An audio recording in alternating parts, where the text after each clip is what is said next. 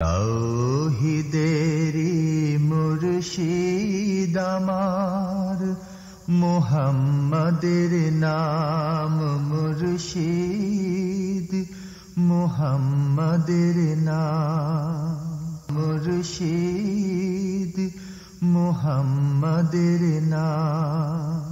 বিসমিল্লাহির রহমানির রাহিম। রিয়াদুস সালেহিন প্রথম খণ্ড অনুচ্ছেদ 40। পিতামাতার সাথে সদ্ব্যবহার করা এবং নিকট আত্মীয়দের সাথে সুসম্পর্ক বজায় রাখা। তোমরা আল্লাহ ইবাদাত করো, তাঁর সাথে কাউকে শরিক করো না। পিতামাতার সাথে সদ্ব্যবহার করো এবং নিকট আত্মীয়, ইয়াতিম, মিসকিন, নিকট প্রতিবেশী, দূর প্রতিবেশী, পাশাপাশি চলার সাথী, পথিক মুসাফির এবং তোমাদের অধীনস্থ দাসদাসীদের প্রতিও সদয় ব্যবহার করো। সূরা আন-নিসা 36। তোমরা সেই আল্লাহকে ভয় করো যার দোহাই দিয়ে তোমরা পরস্পরের নিকট থেকে যার যার হক দাবি করো এবং আত্মীয়তার সম্পর্ক বিনষ্ট করা থেকে সতর্ক থাকো। সূরা আন-নিসা 1। বুদ্ধিমান লোক তারাই যারা আল্লাহ যেসব সম্পর্ক বহাল রাখার নির্দেশ দিয়েছেন তা বহাল রাখে। সূরা আর-রাদ 21। আমরা মানুষকে নিজেদের পিতামাতার সাথে উত্তম ব্যবহার করার নির্দেশ দিয়েছি। সূরা আল-আনকাবুত 8। তোমার প্রভু নির্দেশ দিচ্ছেন, তোমরা কেবলমাত্র তাঁরই ইবাদাত করবে এবং পিতা মাতার সাথে সদ্ব্যবহার করবে। তোমাদের কাছে যদি তাদের কোনো একজন অথবা উভয়ে বৃদ্ধাবস্থায় থাকে তবে তোমরা তাদেরকে উহ পর্যন্ত বলবে না, তাদেরকে ভর্ৎসনা করবে না, বরং তাদের সাথে বিশেষ মর্যাদা সহকারে কথা বলবে, বিনয় ও নম্রতা সহকারে তাদের সামনে নত হয়ে থাকবে এবং এ দোয়া করতে থাকবে, প্রভু হে, তাদের প্রতি রহম করো যেমন তারা বাল্যকালে আমাকে লালন পালন করেছেন। সূরা বনী ইসরাইল 4:23-24। মহান আল্লাহ বলেন, আমরা মানুষকে তাদের পিতামাতার অধিকার বুঝবার জন্য নিজ থেকেই তাকিদ করেছি। তার মা কষ্ট ও দুর্বলতা সহ্য করে তাকে নিজের পেটে বহন করেছে, অতঃপর তাকে একাধারে 2 বছর দুধ পান করিয়েছে। ইমাম শাফী, ইমাম আহমাদ, ইমাম আবু ইউসুফ ও ইমাম মুহাম্মাদের মতে শিশুর দুধ পান করার মেয়াদ 2 বছর।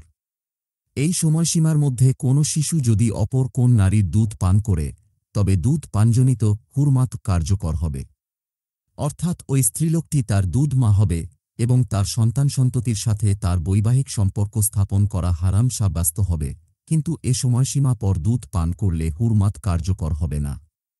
ইমাম মালিক থেকেও এরূপ একটি মত ব্যক্ত হয়েছে, কিন্তু ইমাম আবু হানিফার মতে দুধ পানের মেয়াদ 2.5 বছর। তিনি আরও বলেন, 2 বছর বা তার পূর্বেই যদি শিশু দুধ ছেড়ে অন্য খাদ্যের উপর নির্ভরশীল হয়ে যায় তবে এরপর সে কোনো নারীর দুধ পান করলে তাতে বিশেষ বিধান বলব হবে না। অতএব তুমি আমার প্রতি কৃতজ্ঞ থাকো এবং পিতামাতার প্রতিও। সূরা লোকমান 14। হাদিস নম্বর 312। আব্দুল্লাহ ইবনে মাসুদ রাদিয়াল্লাহু থেকে বর্ণিত। তিনি বলেন, আমি নবী সাল্লাল্লাহু আলাইহি ওয়াসাল্লামকে জিজ্ঞেস করলাম, কোন কাজটি আল্লাহ তাআলার কাছে সবচেয়ে প্রিয়? তিনি বলেন, ওয়াক্তমতো নামাজ পড়া। আমি আবার বললাম, অতঃপর কোনটি? তিনি বলেন, পিতামাতার সাথে সদ্ব্যবহার করা। আমি পুনরায় জিজ্ঞেস করলাম, অতঃপর কোনটি? তিনি বলেন, আল্লাহর পথে জিহাদ করা। ইমাম বুখারী ও ইমাম মুসলিম হাদিসটি বর্ণনা করেছেন। হাদিস নম্বর 313। আবু হুরাইরা রাদিয়াল্লাহু থেকে বর্ণিত। তিনি বলেন, রাসূলুল্লাহ সাল্লাল্লাহু আলাইহি ওয়াসাল্লাম বলেছেন, কোন সন্তানই তার পিতার প্রতিদান আদায় করতে সক্ষম নয়, কিন্তু সে যদি তাকে পিতাকে দাস অবস্থায় পেয়ে ক্রয় করে আজাদ করে দেয় তবে কিছুটা প্রতিদান আদায় হবে। ইমাম মুসলিম হাদিসটি বর্ণনা করেছেন। হাদিস নম্বর 314। আবু হুরাইরা রাদিয়াল্লাহু থেকে বর্ণিত। রাসূলুল্লাহ সাল্লাল্লাহু আলাইহি ওয়াসাল্লাম বলেন, যে ব্যক্তি আল্লাহ ও আখিরাতের প্রতি ঈমান রাখে সে যেন তার মেহমানকে সম্মান করে। যে ব্যক্তি আল্লাহ ও আখিরাতের প্রতি ঈমান রাখে সে যেন আত্মীয়তার সম্পর্ক বজায় রাখে। যে ব্যক্তি আল্লাহ ও আখিরাতের প্রতি ঈমান রাখে সে যেন উত্তম কথা বলে অন্যথায় চুপ থাকে। ইমাম বুখারী ও ইমাম মুসলিম হাদিসটি বর্ণনা করেছেন। হাদিস নম্বর 115। আবু হুরাইরা রাদিয়াল্লাহু থেকে বর্ণিত। তিনি বলেন, রাসূলুল্লাহ সাল্লাল্লাহু আলাইহি ওয়াসাল্লাম বলেছেন, আল্লাহ তাআলা তাঁর সৃষ্টিকুলের সৃষ্টিকর্ম শেষ করে তাদের থেকে অবসর হলে রাহেম আত্মীয়তা সম্পর্ক দাঁড়িয়ে বলল, এ স্থানটি কি ওই ব্যক্তির জন্য যে আত্মীয়তা সম্পর্ক ছিন্ন করা থেকে আপনার কাছে আশ্রয় চায়? তিনি আল্লাহ বলেন, হাঁ। তুমি কি এ কথায় সন্তুষ্ট হবে যে তোমাকে বজায় রাখবে আমি তার প্রতি অনুগ্রহ করব, এবং যে তোমার সাথে সম্পর্কচ্ছেদ করবে আমিও তার সাথে সম্পর্কচ্ছেদ করব? রাহেম বলল, হাঁ, আমি সন্তুষ্ট হব। আল্লাহ বললেন, এ স্থানটি তোমার। অতঃপর রাসূলুল্লাহ সাল্লাল্লাহু আলাইহি ওয়াসাল্লাম সাহাবীদেরকে বলেন, যদি তোমরা অটল থাকতে চাও তবে এই আয়াত পাঠ করো, তবে ক্ষমতায় অধিষ্ঠিত হলে সম্ভবত তোমরা পৃথিবীতে বিপর্যয় সৃষ্টি করবে এবং আত্মীয়তার বন্ধন ছিন্ন করবে। এরা এমন লোক যাদের ওপর আল্লাহ অভিশাপ বর্ষণ করেছেন এবং তাদেরকে অন্ধ ও বধির করে দিয়েছেন। সূরা মুহাম্মাদ 22-23। ইসলামে নিকট আত্মীয়তা সম্পর্ক ছিন্ন করা সম্পূর্ণ হারাম। ইমাম বুখারী ও ইমাম মুসলিম হাদিসটি বর্ণনা করেছেন। বুখারীর আর এক বর্ণনায় আছে, আল্লাহ তাআলা বলেন, যে তোমাকে বজায় রাখবে আমি তাকে অনুগ্রহ করব, এবং যে তোমার সাথে সম্পর্কচ্ছেদ করবে আমিও তার সাথে সম্পর্কচ্ছেদ করব। হাদিস নম্বর 316। আবু হুরাইরা রাদিয়াল্লাহু থেকে বর্ণিত। তিনি বলেন, এক ব্যক্তি রাসূলুল্লাহ সাল্লাল্লাহু আলাইহি ওয়াসাল্লামের কাছে এসে বলল, হে আল্লাহর রাসূল, আমার কাছ থেকে সদ্ব্যবহার ও সৎসঙ্গ পাওয়ার সবচেয়ে বেশি হকদার কে? তিনি বলেন, তোমার মা। সে বলল, অতঃপর কে? তিনি বলেন, তোমার মা। সে বলল, অতঃপর কে? তিনি বলেন, তোমার মা। সে বলল, অতঃপর কে? তিনি বলেন, তোমার পিতা। ইমাম বুখারী ও ইমাম মুসলিম হাদিসটি বর্ণনা করেছেন। অপর বর্ণনায় আছে, হে আল্লাহর রাসূল, আমার কাছ থেকে সদ্ব্যবহার ও সৎসঙ্গ পাওয়ার সবচেয়ে বেশি হকদার কে? তিনি বলেন, তোমার মা, অতঃপর তোমার মা, অতঃপর তোমার মা, অতঃপর তোমার পিতা, অতঃপর তোমার নিকট আত্মীয়, অতঃপর তোমার নিকট আত্মীয়। অপর এক বর্ণনায় এলো এর পরিবর্তে আছে। হাদিস নম্বর 317। আবু হুরাইরা রাদিয়াল্লাহু থেকে বর্ণিত। নবী সাল্লাল্লাহু আলাইহি ওয়াসাল্লাম বলেন, ওই ব্যক্তির নাক ধূলিমলিন হোক, ওই ব্যক্তির নাক ধূলিমলিন হোক, ওই ব্যক্তির নাক ধূলিমলিন হোক, যে তার পিতামাতার উভয়কে অথবা একজনকে বৃদ্ধ অবস্থায় পেয়েও তাদের সেবা করে জান্নাতে যেতে পারল না। ইমাম মুসলিম হাদিসটি বর্ণনা করেছেন। হাদিস নম্বর 318। আবু হুরাইরা রাদিয়াল্লাহু থেকে বর্ণিত।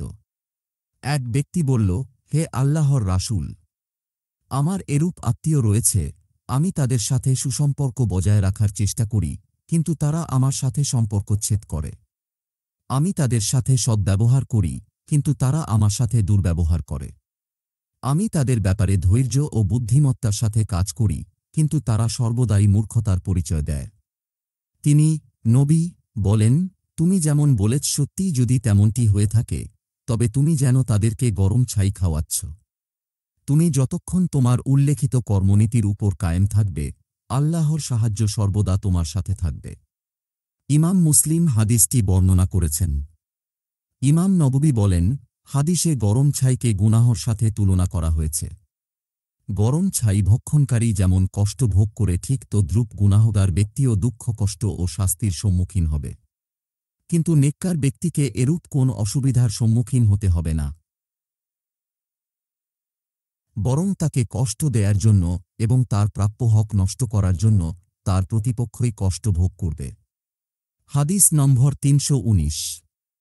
আনাস রাদিয়াল্লাহু থেকে বর্ণিত।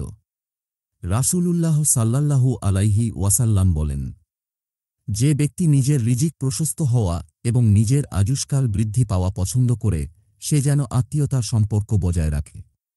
ইমাম বুখারী ও ইমাম মুসলিম হাদিসটি বর্ণনা করেছেন। হাদিস নম্বর 320। আনাস রাদিয়াল্লাহু থেকে বর্ণিত। তিনি বলেন, খেজুর বাগান সম্পদে সমৃদ্ধ আবু তালহা রাদিয়াল্লাহু মদিনার আনসারদের মধ্যে সর্বাধিক ধনবান ব্যক্তি ছিলেন। তার সমস্ত মালের মধ্যে বাইরাহা নামক বাগানটি তার কাছে সর্বাধিক প্রিয় ছিল। বাগানটি মসজিদে নববীর সামনেই ছিল। রাসূলুল্লাহ সাল্লাল্লাহু আলাইহি ওয়াসাল্লাম ওই বাগানে প্রবেশ করে বাগানের মধ্যস্থিত মিঠা পানি পান করতেন। যখন এই আয়াত নাজিল হল, তোমাদের প্রিয় ও পছন্দনীয় জিনিস আল্লাহর পথে খরচ না করা পর্যন্ত তোমরা কিছুতেই কল্যাণ লাভ করতে পারবে না, সূরা আলে ইমরান 92। তখন আবু তালহা রাদিয়াল্লাহু রাসূলুল্লাহ সাল্লাল্লাহু আলাইহি ওয়াসাল্লামের কাছে এসে বলেন, হে আল্লাহর রাসূল, নিশ্চয় আল্লাহ তাআলা আপনার উপর নাজিল করেছেন তোমাদের প্রিয় বস্তু আল্লাহর রাস্তায় খরচ না করা পর্যন্ত তোমরা কিছুতেই কল্যাণ লাভ করতে পারবে না। বাইরাহা নামক বাগানটি আমার সর্বাপেক্ষা প্রিয় সম্পদ। আমি এটা আল্লাহর জন্য সাদাকা করে দিলাম। এ বিনিময়ে আমি আল্লাহর কাছে সওয়াব ও প্রতিদানের আশা রাখি। ইয়া রাসূলাল্লাহ, আল্লাহর মর্জি মাফিক আপনি এটা কাজে লাগান। রাসূলুল্লাহ সাল্লাল্লাহু আলাইহি ওয়াসাল্লাম বলেন, আচ্ছা আচ্ছা, এটা তো লাভজনক সম্পদ। তুমি যা বলেছ আমি শুনেছি। এটা তোমার নিকট আত্মীয়দেরকে দেয়াটাই আমি সঙ্গত মনে করি। আবু তালহা রাদিয়াল্লাহু বলেন, আমি তাই করব, হে আল্লাহর রাসূল।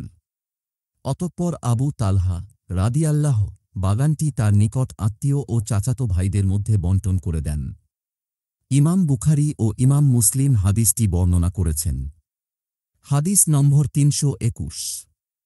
আব্দুল্লাহ ইবনে আমর রাদিয়াল্লাহু থেকে বর্ণিত। তিনি বলেন, এক ব্যক্তি নবী সাল্লাল্লাহু আলাইহি ওয়াসাল্লামের সামনে এসে বলল, আমি আপনার কাছে জিহাদ ও হিজরাত করার বায়াত করতে চাই এবং আল্লাহ তাআলার কাছে প্রতিদানের আশা রাখি। তিনি বলেন, তোমার পিতামাতার মধ্যে কেউ কি জীবিত আছে? সে বলল, হাঁ, বরং উভয়ই জীবিত আছেন। তিনি বলেন, এরপরও তুমি আল্লাহর কাছে প্রতিদান আশা করো? সে বলল, হাঁ। তিনি বলেন, পিতামাতার কাছে ফিরে যাও এবং তাদের সাথে সৎভাবে বসবাস করো।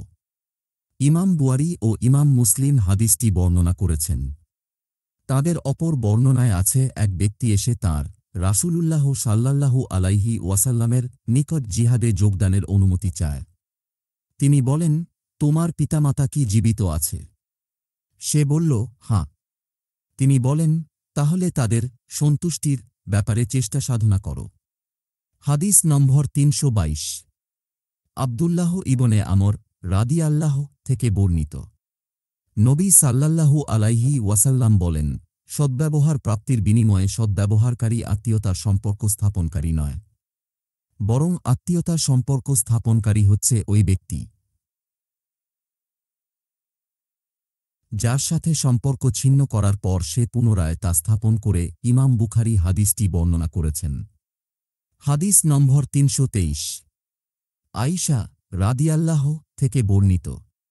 তিনি বলেন, রাসূলুল্লাহ সাল্লাল্লাহু আলাইহি ওয়াসাল্লাম বলেছেন, রাহেম আত্মীয়তার সম্পর্ক আরশের সাথে ঝুলানো রয়েছে। সে দুয়ার ছোলে বলে, যে আমাকে জুড়ে দেবে আল্লাহ তাকে জুড়ে দেবেন, এবং যে আমাকে ছিন্ন করবে আল্লাহ তাকে ছিন্ন করবেন। ইমাম বুখারী ও ইমাম মুসলিম হাদিসটি বর্ণনা করেছেন। হাদিস নম্বর ৩২৪। উম্মুল মুমিনিন মাইমুনা বিনতুল হারিস রাদিয়াল্লাহু থেকে বর্ণিত। তিনি একটি কৃতদাসী আজাদ করলেন, কিন্তু নবী সাল্লাল্লাহু আলাইহি ওয়াসাল্লামের কাছে অনুমতি নিলেন না। তিনি পালাক্রমে যেদিন তার মাইমুনার ঘরে গেলেন, সেদিন তিনি বললেন, হে আল্লাহ রাসূল, আপনি কি জানেন আমি আমার বাঁদিটা আজাদ করে দিয়েছি? তিনি বলেন, তুমি কি তাকে আজাদ করে দিয়েছ? তিনি বলেন, হাঁ। রাসূলুল্লাহ সাল্লাল্লাহু আলাইহি ওয়াসাল্লাম বলেন, যদি তুমি এ বাঁদিটা তোমার মামাদের দিতে তবে আরও অধিক সওয়াবের অধিকারী হতে। ইমাম বুখারী ও ইমাম মুসলিম হাদিসটি বর্ণনা করেছেন। রাসূলুল্লাহ সাল্লাল্লাহু আলাইহি ওয়াসাল্লামের হুদায়বিয়ার সন্ধি স্থাপনের পর আমার মা আমার কাছে মক্কা থেকে মদিনায় আসলেন। তখন তিনি মুশরিক ছিলেন। আমি রাসূলুল্লাহ সাল্লাল্লাহু আলাইহি ওয়াসাল্লামকে জিজ্ঞেস করলাম, আমার মা আমার কাছে কিছু চাওয়ার জন্য এসেছেন, আমি কি আমার মায়ের সাথে সদ্ব্যবহার করব? তিনি বলেন, হাঁ, তার সাথে সৌজন্যমূলক ব্যবহার করো। ইমাম বুখারী ও ইমাম মুসলিম হাদিসটি বর্ণনা করেছেন। হাদিস নম্বর ৩২৬। আবদুল্লাহ ইবনে মাসুদ রাদিয়াল্লাহ এর স্ত্রী ও সাকাফি গোত্রের কন্যা জায়নাব রাদিয়াল্লাহ থেকে বর্ণিত। তিনি বলেন, রাসূলুল্লাহ সাল্লাল্লাহু আলাইহি ওয়াসাল্লাম বললেন, হে মহিলা সম্প্রদায়, তোমরা সাদাকা করো, এমনকি গহনাপত্র দিয়ে হলেও। জায়নাব রাদিয়াল্লাহ বলেন, আমি আবদুল্লাহ ইবনে মাসুদের কাছে ফিরে এসে তাকে বললাম, আপনি গরিব এবং সামান্য ধনসম্পদের অধিকারী। রাসূলুল্লাহ সাল্লাল্লাহু আলাইহি ওয়াসাল্লাম আমাদের স্ত্রীলোকদেরকে সাদাকা করার নির্দেশ দিয়েছেন। আপনি তার কাছে গিয়ে জিজ্ঞেস করুন, আমার সাদাকা আপনাকে দিলে যথার্থ হবে কিনা, অন্যথায় অন্য লোকদেরকে দেব। আবদুল্লাহ রাদিয়াল্লাহ বলেন, বরং তুমি গিয়েই তাঁর কাছে জিজ্ঞেস করে এসো। তাই আমি বের হয়ে পড়লাম। গিয়ে দেখি রাসূলুল্লাহ সাল্লাল্লাহু আলাইহি ওয়াসাল্লামের দরজায় আরও একজন আনসার মহিলা অপেক্ষা করছে এবং তার ও আমার একই প্রসঙ্গ। এ সময় রাসূলুল্লাহ সাল্লাল্লাহু আলাইহি ওয়াসাল্লামের উপর এক মহান ও অলৌকিক অবস্থা বিরাজ করছিল। বিলাল রাদিয়াল্লাহ আমাদের কাছে বেরিয়ে আসলেন। আমরা তাকে বললাম, আপনি রাসূলুল্লাহ সাল্লাল্লাহু আলাইহি ওয়াসাল্লামকে গিয়ে খবর দিন, দুইজন মহিলা দরজায় অপেক্ষা করছে। তারা আপনার কাছে জানতে চাচ্ছে, তারা যদি তাদের স্বামীদের ও তাদের তত্ত্বাবধানে লালিতপালিত ইয়াতীমদের দান করে তবে তা কি তাদের জন্য যথার্থ হবে? কিন্তু আমরা কে এ সম্পর্কে তাকে অবহিত করবেন না। অতএব বিলাল রাদিয়াল্লাহ ভেতরে রাসূলুল্লাহ সাল্লাল্লাহু আলাইহি ওয়াসাল্লাম এর কাছে প্রবেশ করে তাকে উক্ত বিষয় জিজ্ঞাসা করলেন। রাসূলুল্লাহ সাল্লাল্লাহু আলাইহি ওয়াসাল্লাম বললেন, তারা দুজনকে। তিনি বললেন, এক আনসার মহিলা এবং জায়নাব। রাসূলুল্লাহ সাল্লাল্লাহু আলাইহি ওয়াসাল্লাম বললেন, এ কোন জায়নাব? বিলাল রাদিয়াল্লাহ বললেন, আবদুল্লাহ ইবনে মাসুদ রাদিয়াল্লাহ এর স্ত্রী। রাসূলুল্লাহ সাল্লাল্লাহু আলাইহি ওয়াসাল্লাম বললেন, তাদের উভয়ের জন্য দ্বিগুণ সওয়াব রয়েছে, এক নিকট আত্মীয়তার সওয়াব, দুই দানের সওয়াব। ইমাম বুখারী ও ইমাম মুসলিম হাদিসটি বর্ণনা করেছেন। হাদিস নম্বর ৩২৭। আবু সুফিয়ান রাদিয়াল্লাহ থেকে বর্ণিত। রোম সম্রাট হিরাক্লিয়াস আবু সুফিয়ানকে জিজ্ঞেস করল, তিনি অর্থাৎ নবী সাল্লাল্লাহু আলাইহি ওয়াসাল্লাম তোমাদেরকে কি হুকুম করেন? আবু সুফিয়ান বলেন, আমি বললাম, তিনি নবী বলেন, তোমরা এক আল্লাহর ইবাদাত করো, তার সাথে অন্য কিছু শরীক করো না এবং তোমাদের পূর্বপুরুষরা যা বলেছে তা পরিত্যাগ করো। তিনি আমাদের নামাজ, সত্যবাদিতা, পবিত্র জীবন যাপন এবং আত্মীয়তার সম্পর্ক অটুট রাখা ইত্যাদির নির্দেশ দেন। বুখারী মুসলিম। হাদিস নম্বর ৩২৮। আবু জার রাদিয়াল্লাহ থেকে বর্ণিত।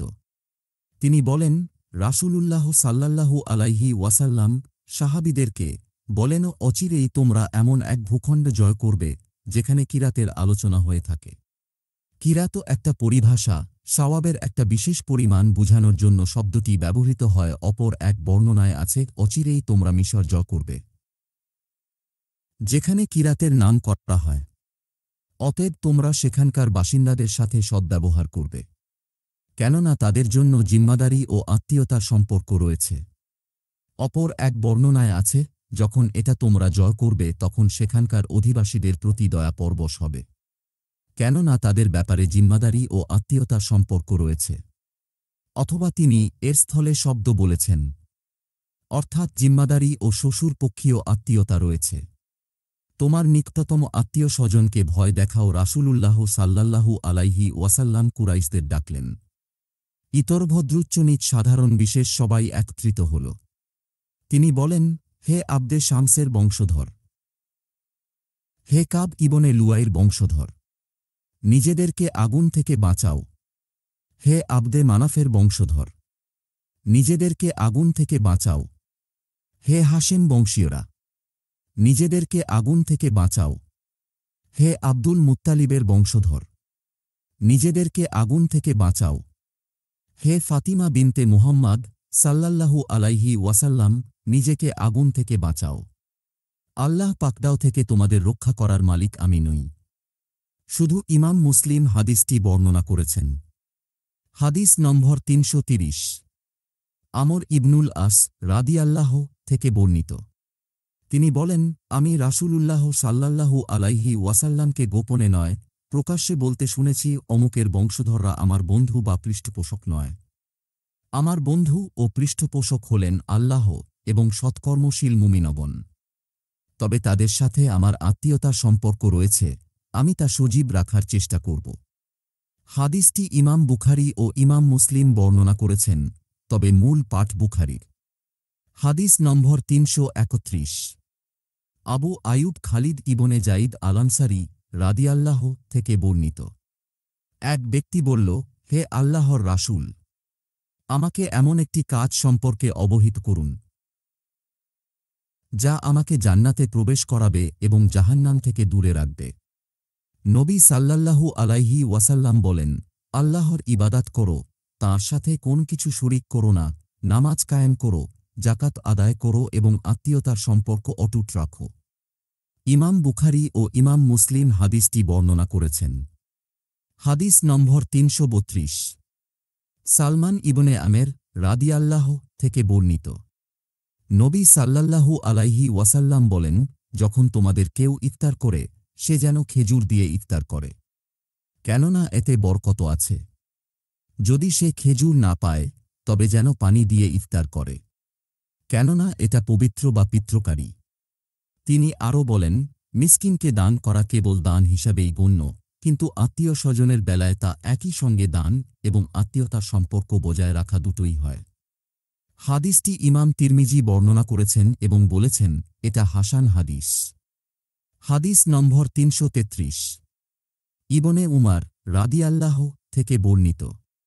তিনি বলেন, আমার এক স্ত্রী ছিল, আমি তাকে খুব ভালোবাসতাম, কিন্তু উমার রাদিয়াল্লাহ তাতে পছন্দ করতেন না।